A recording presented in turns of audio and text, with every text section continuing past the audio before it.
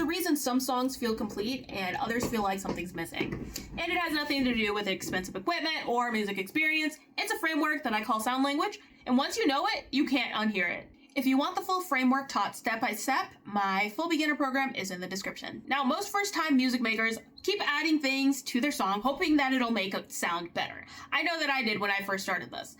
But adding more stuff will not make it sound good. The issue lies between the scale, either no structure or too much structure. And finding that happy medium is what creates an engaged song and allows your music to feel more complete. We'll go through 5 of these elements. The first one is called repetition. Repetition is when you repeat similar sounds throughout the entire song. You're repeating certain sections throughout the entire song in order for it to be catchy. For example, if we go to this melody here,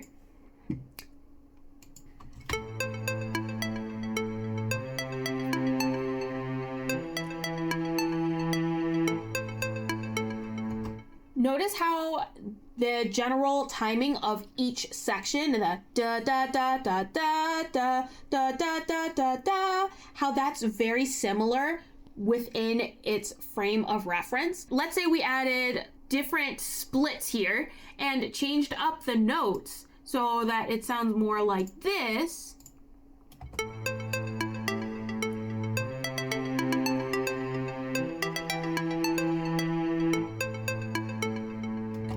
There's no repetition there. You don't know what the portion is that you can repeat, that you can grab onto and groove with as you go throughout the rest of the song. If you listen to some of your favorite artists, like pop artists, that a lot of that main part that you can sing along to, that section is repeated throughout the song, and the sections within that section are repeated in a way that you're able to easily repeat it when you are singing those words.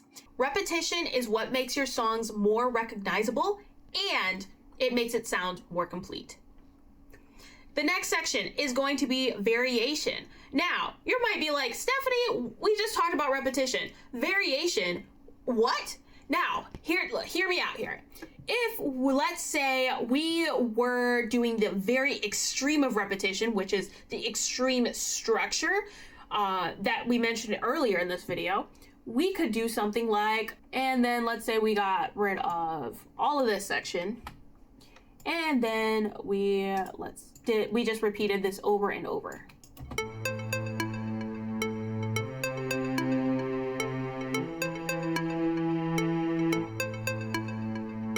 That still sounds good, but even more of a dramatic situation here, if we have our bottom notes, or like our bass line or chord notes, whatever you want to call them, what if all of these were just A? Here's how it sounds.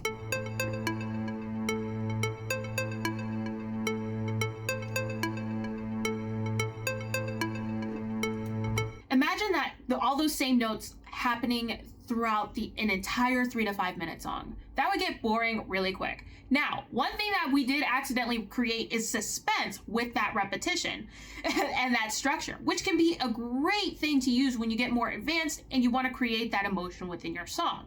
But if we're trying to create something that will keep your listener engaged for a long period of time, we definitely want to add some difference there. And that's where our original melody came in.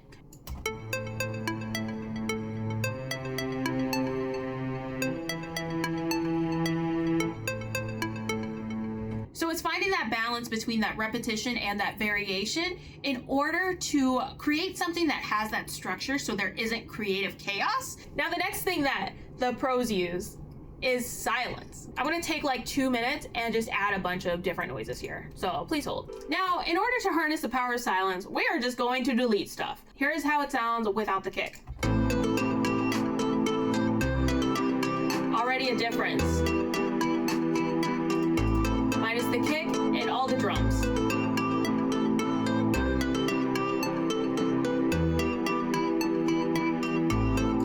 Without the melodies.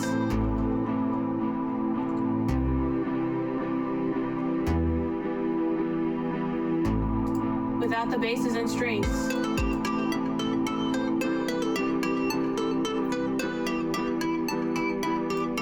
Without everything but that main melody.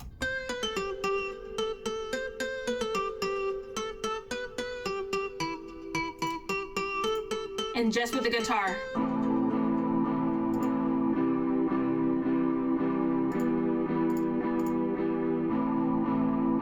Guitar and bass.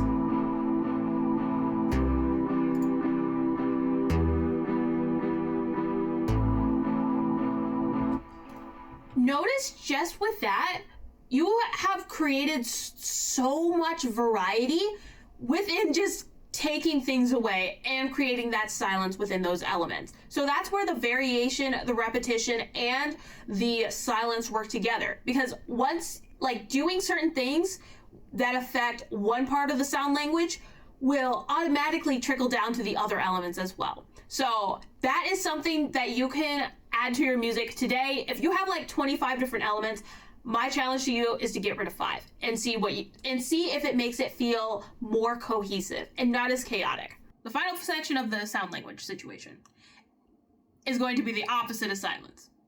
It's going to be ear candy. Ear candy that you hear in the background, but you hear them subconsciously. Unless you've listened to the song maybe 3 to 5 times already, you're not really going to hear these elements, but they make such a difference in the overall vibe of the song, in the interest of the song, that without them, the song would just feel flat. So I'm going to show you how to create those right now, and you'll just be able to tell the difference. So I'm going to add back my kick here. What we can do, we can go to our packs within the browser. So the browser is this top button right here. You go to the packs. I like to use the Mode Audio one, Drums Mode Audio. And SFX is great. This one is so awesome. You hear how like that's just like, you just hear that in your ears and it's like, oh, okay, all right. This sound has potential. We're gonna pop it in here. Let's see here. And then I'm definitely gonna turn it down by double clicking this this so-called audio sample. So the audio thingy that comes in after you drag it. So we're gonna bring this down because we want these subtle. We don't want these like all out in your face. And then notice how you can just make such a difference in the song. That's one that we can do. Shakers are awesome. This shaker that I added, this is something that I would count as ear candy. So if we solo this, it just sounds like that, but if you put it in context with the full song, and then remove the shaker, it sounds flat all of a sudden. Put it back in. And so yes, it's so subtle, but adding those little things like that makes a difference. Then another one are these art. These are things like, but it's like the background melody or background tune, that one that you're not paying attention to, but it's still there. It's still there, adding life to the song. So for us, it would be this Simplex cube.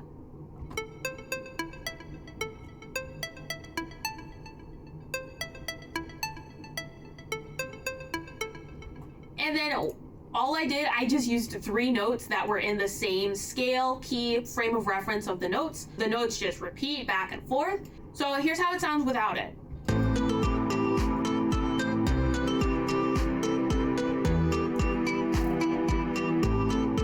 Now with it.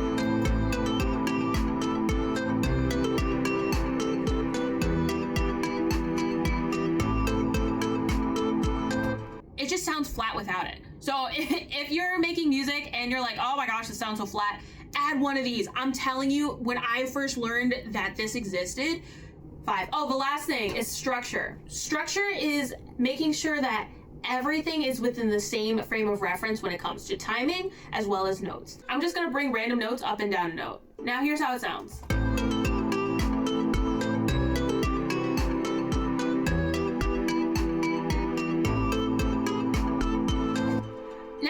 Notice how it just sounds off? So that's the key thing. That is the key thing with structure. Creativity without cohesion in music leads to chaos. And that leads your listeners to click away. So what we want to do is avoid this and make sure that we're able to use creativity within music within those bounds. So if you do want to switch up some of the notes, that's a-okay. But it's just knowing what notes you can switch up for it to still sound good. And these notes, just by the way, are just outside of that frame of reference. So that you know, this is in the C major or A minor. You see these grayed out, like lighter gray colors here on the lines that are associated with whatever lines are on the piano. These are gonna be key. So what we're gonna go here, what we're gonna do, let's say I want to go and move it to, let's say, I don't know, G major. So what I'm gonna do, I'm gonna go to view, actually press this arrow, go to view, go to note grid highlights, make sure this is turned on. This is so you can see the, dark gray lines. Without it, it just looks like that. Now, go to view, make sure this is turned on, and then go back to view. And then we're gonna go to scale highlighting. And what we're gonna do, we're gonna go and pick an actual key. So we said we wanted this in G major, so G major. Well, it's just major, and then you gotta go back again, go to view, and then go to scale highlighting, and then turn this on to G. Notice how the notes, the dark gray lines switched. So now we see anything with a light gray line is going to be safe for us to be on. So anything that, do we have any Fs in here? No, but we can see that we can add an F sharp. So if we wanted to, this like black note here, we can bring this down and we're still within that frame of reference.